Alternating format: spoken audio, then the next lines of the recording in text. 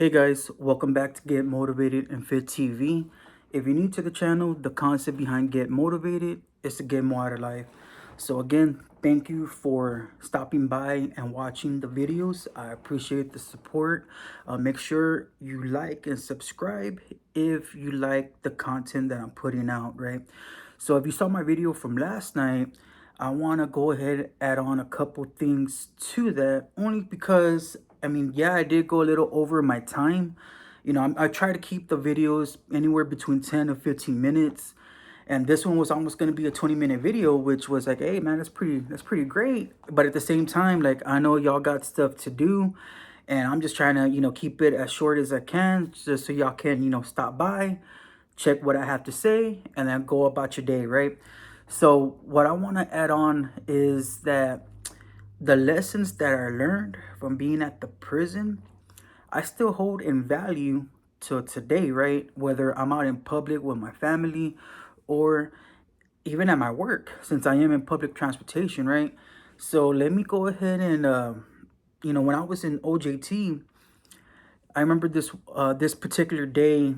It was mass movement, so we were going out. They were going out for chow, so I remember they sent me out. They sent me out to the walkway, and that's all they told me. Like, hey, just go out there and just monitor the traffic. Like, that's all it was, right? So I'm just standing out there, and I think it's like my first or second week on OJT. So I really don't know, what's going on. All I know is like, hey, I gotta still be alert. I can't show that I'm scared. And yeah, all these offenders, they're just looking up and down on me, like checking, how I am. And it wasn't until this sergeant, he approached me because he was also further down at the corridor.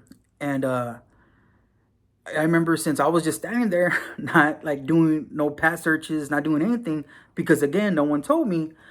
Um, he comes down, and he meets me where I'm at, and he just goes on to say that, hey, when you're out here, you wanna be involved with the offenders, meaning pull them over randomly, do a pass search.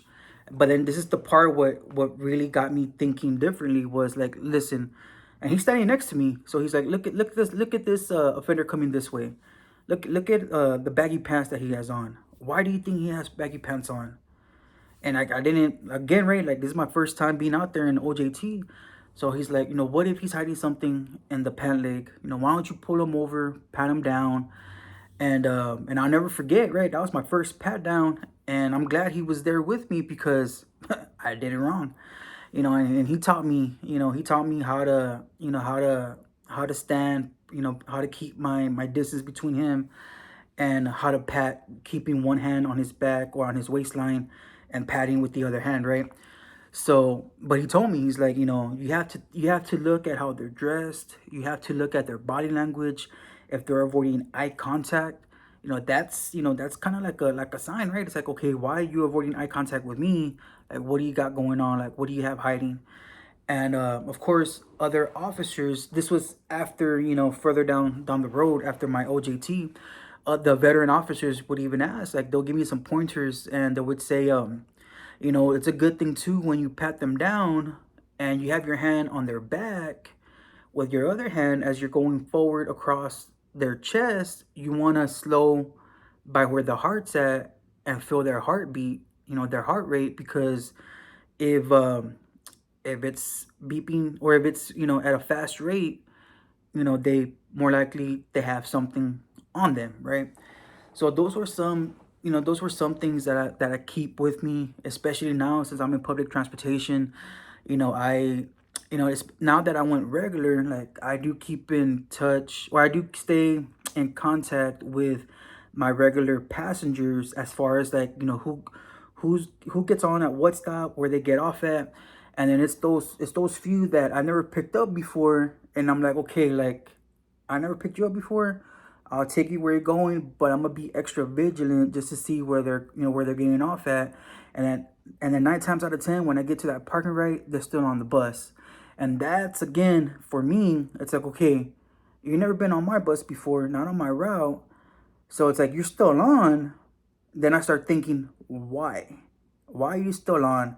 And then do they have bags on them? Do they have like, it's just those things that I start, role playing in my head, so to speak, because I mean, again, right, I'm in public transportation, and it's just one of those things that I have to be alert.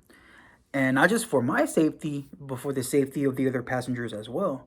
And some of these, they just, they want to get out of the code, or they come up with any kind of excuse, but still, it's like, why are you still on? And especially if I never picked you up before, it's like, okay, why am I picking you up now? But why are you still on my bus?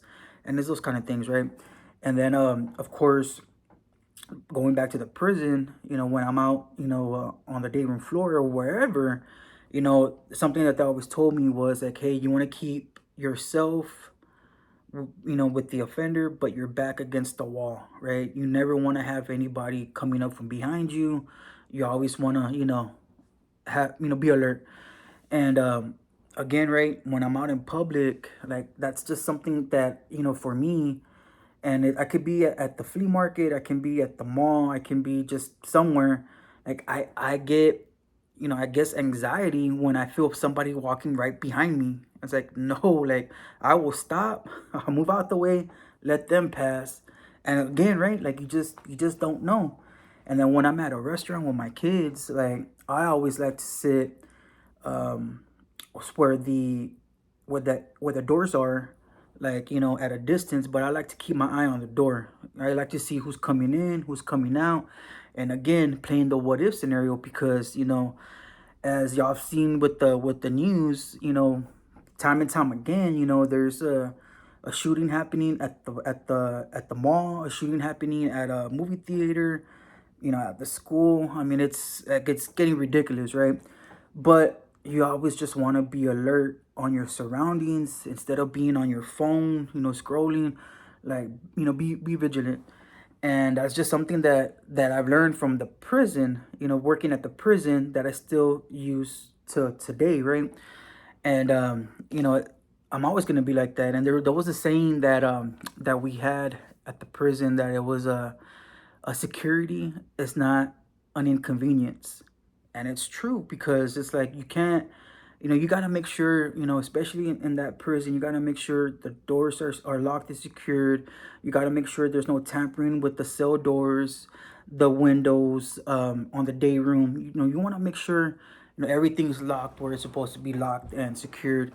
And and the same thing when I'm on the bus, I do my walkthrough, and I'm checking, in between the seats, up against the the wall and the seat. And that's just, again, right, like, just coming from that environment, and I thank God that I haven't been in that situation, but still, like, you never know. And that's why, for me, it's like, that's why I want everybody off the bus, so I can do my walkthrough on my own with no interruptions. Because again, if I get to that parking ride and I pick you up from the other side, and you make it all the way over here and everybody got off but you, yeah, I'm gonna start asking questions like, why are you still on? Where are you going? Okay, you know what? You were supposed to be across the street. I apologize, but you got to get off the bus. And then they want to bug. I'm like, nope, like, that's not gonna happen. You can get the next one. It'll be here as soon as I leave. And it's just because, I'm just security minded. Like, I don't know how else to put it. And and I remember also another time that I lost my train of thought. I'm trying to think if it was with the prison or at the bus.